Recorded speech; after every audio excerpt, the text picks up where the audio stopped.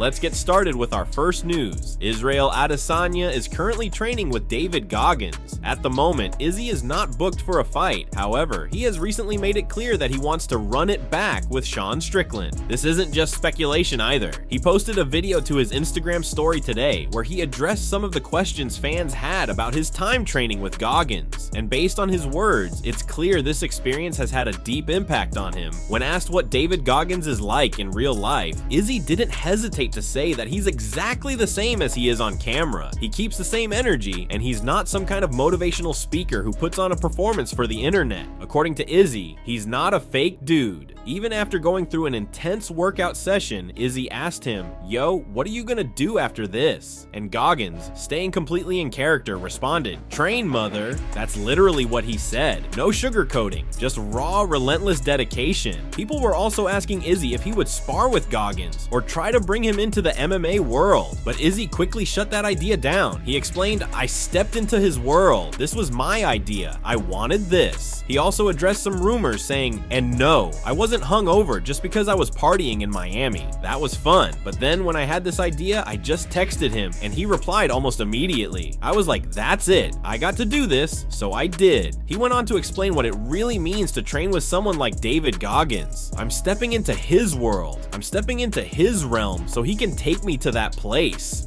That place, of course, is the mental space where Goggins operates. One of absolute grit, relentless drive, and total discipline. Izzy made it clear that there's no need for Goggins to try and become a fighter or prove anything in the MMA world. He never claimed to be a fighter, never claimed he could beat someone in MMA. He just says, "I can outwork anybody," and I respect that. Izzy also shared a story about the first time they met. He said that when they got together, he dropped down and started doing push-ups. Without missing a beat, Goggins dropped down and started doing push-ups too. Izzy admitted, "I stopped at like 11 because I knew he was going to keep going forever." That moment wasn't about competition. It was about recognizing the level of mental toughness Goggins brings. So yeah, Izzy isn't trying to turn Goggins into a fighter. He's not trying to bring him into a world he doesn't belong in. Instead, Izzy stepped into Goggins' world. And according to him, I got what I needed. Moving on to our second news, Sean Brady is making headlines for going off on Ian Garry after Ian called for a title shot following his recent unanimous decision win over Carlos Prates. The fight took place over the weekend, and although Garry secured the victory, his performance left a lot of fans, and clearly some fighters, less than impressed. After the bout, Dana White announced that Ian Garry would be the backup fighter for the upcoming welterweight title fight between Belal Muhammad and Jack Della Maddalena. While that sounds like a big opportunity, Sean Brady doesn't think it means all that much. Brady made it clear that in his opinion, Ian Garry has not earned the right to even be in the title conversation, let alone step into a championship bout. He didn't hold back in his criticism, saying Ian did what Ian does. He touches you and runs for 3 rounds. According to Brady, that's not the kind of performance that makes you stand out as a top contender. In fact, he claims Garry got beat up for 2 rounds and then somehow turned around and started talking about getting a title shot. Brady was clearly frustrated, asking, "To say you had a performance like that and claim you deserve a title shot?"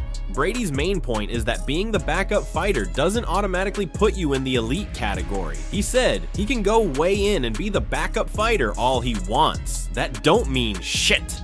He's not impressed with Garry's ability to simply show up on short notice or stay ready for a fight. In Brady's eyes, that doesn't equate to being championship material. He added, "Every time Ian talks, it's about taking short notice fights." Cool, bro. You did too. You lost one and you almost got finished in the other. This isn't just personal. Brady is speaking from the perspective of a fighter who knows what it takes to climb the ranks in a division as stacked as welterweight.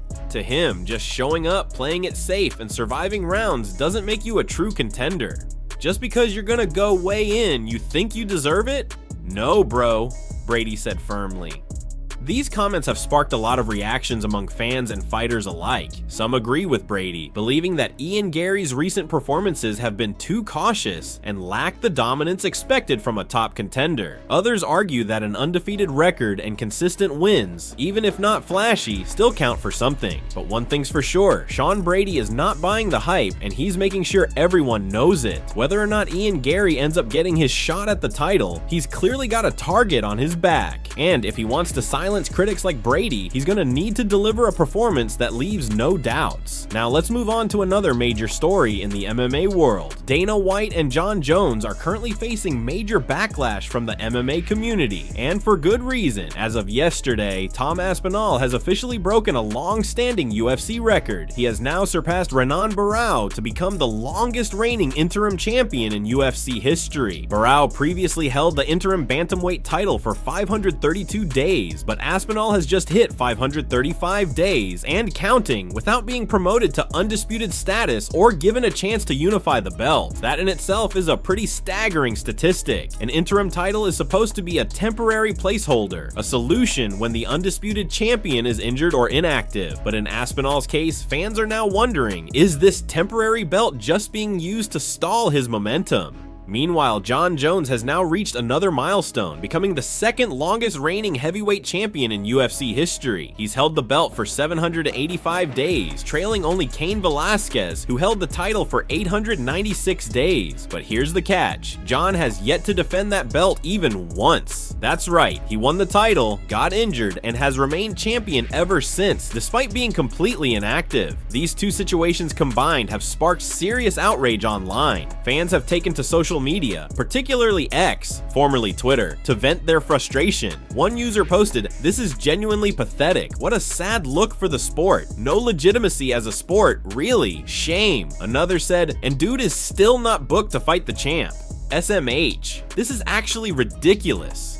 Another furious fan added, "We'll never see anything like it again. Strip Jon. This mother is stat padding the belt holding record." And perhaps the most direct post read, "Everyone knows it's Jon who is refusing to take the fight, knowing he has leverage over Dana White and the UFC. But the fans know what's up. Jones is scared to lose. He's not scared of Aspinall, he's just scared to go out as a loser. That's why he fought Stipe. What a joke." There's a growing belief among fans that Jon Jones is carefully protecting his legacy rather than defending his championship. By staying inactive but keeping the belt, he's able to artificially extend his reign without facing the new wave of contenders like Aspinall. And Dana White, many argue, is enabling it, avoiding tough matchups to preserve big-name legacies and control the narrative. For the UFC, a sport built on fighting the best anytime, anywhere, this is a massive blow to credibility. When an interim champ is left in limbo for over 500 days, and the undisputed champ hasn't defended his belt in over 2 years, something is clearly broken in the system. It's a big shame for both Dana White and Jon Jones, and unless something changes soon, fans may continue losing faith in the legitimacy of the heavyweight division. Now let's move on to the next big story. Ian Garry has officially fired back at Joaquin Buckley, and tensions between the two are reaching a boiling point. Even though Buckley is now scheduled to fight former champion Kamaru Usman, his eyes are still set on a potential future showdown with Garry. The drama between the two began heating up last week, just before Garry's short-notice bout against Carlos Pradas. Prior to that fight, Buckley began calling Garry out online, taking jabs at him in interviews and hyping up a possible clash. Things escalated further at the ceremonial weigh-ins, where Buckley showed up in person to confront Garry. But before he could even get close to the Irish welterweight, Garry's wife stepped in and cut him off on his way to the stage, effectively stopping any kind of face-to-face trash talk from happening. Afterwards, Buckley took to social media to share his version of the encounter, and it was bizarre to say the least.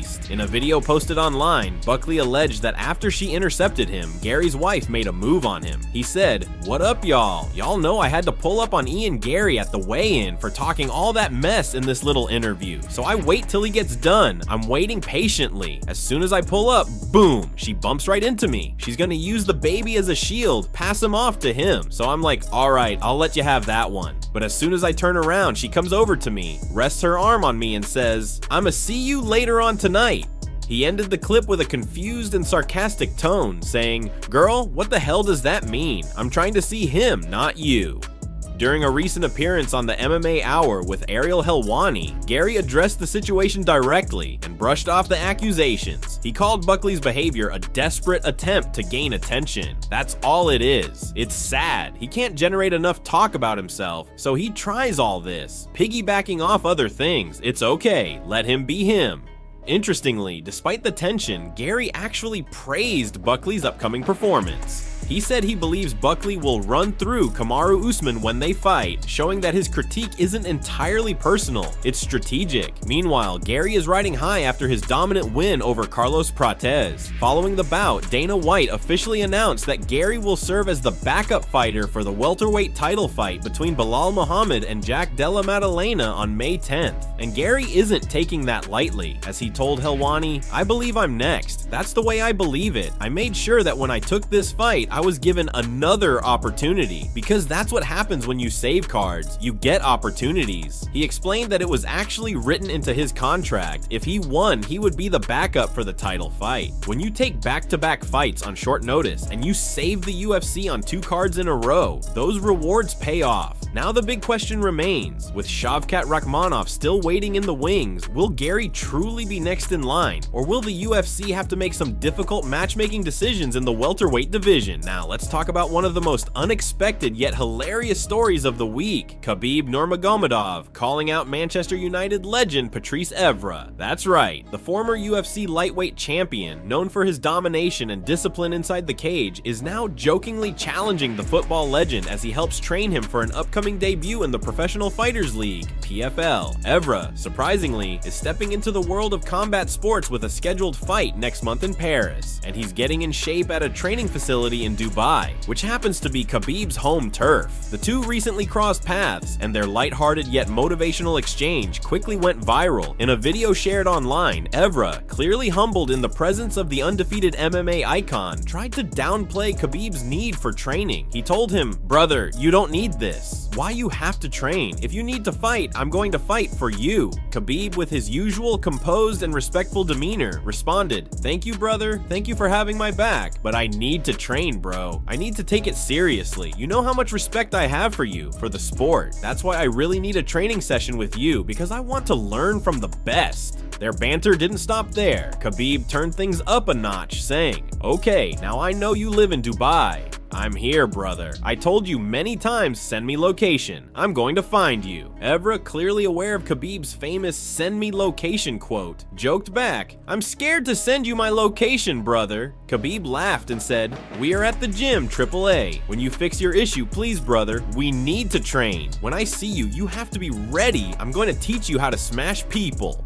Evra, always the entertainer, couldn't help but ask, "Can I ask you something? Because I know you love me, but at the same time, I've got the feeling you want to kill me." Khabib replied in classic style, No, I just want you to improve yourself, nothing else." Outside the gym, Khabib also kept things lighthearted on social media, posting a photo of himself sitting in the emergency exit row on a flight again, writing, "Why do they always put me in this place?" Fans couldn't help but laugh, given Khabib's well-known dislike of being singled out on flights. And in other MMA news, Arman Tsarukyan's next fight has just been officially confirmed, and it's already generating buzz within the combat sports community. According to a report by Ariel Helwani, one of the most reliable sources in MMA journalism, Tsarukyan is set to compete in a pit submission series match against Makashri Zanukov. What makes this especially intriguing is that the bout will take place under the Karate Combat banner on May 2nd. Now, for those unfamiliar with the pit submission series, it's a unique competition format that emphasizes grappling and submissions over striking. Taking place in Karate Combat's signature pit-style arena, it strips away the traditional cage or ring and brings a more cinematic, stylized, and fan-friendly approach to showcasing martial arts. The rule set is designed to push fighters' technical ground game to the limit while still capturing the intensity and spectacle of a real fight. This matchup comes at an important time for Arman Tsarukyan, who has been dealing with some momentum-halting injuries lately. After a string of impressive performances in the UFC lightweight division, Arman had to withdraw from a previously scheduled UFC bout due to injury, a frustrating setback for both him and his growing fan base. Known for his explosive wrestling, suffocating top control, and relentless pressure, Tsarukyan is one of the most promising rising stars in the UFC's 155-pound division.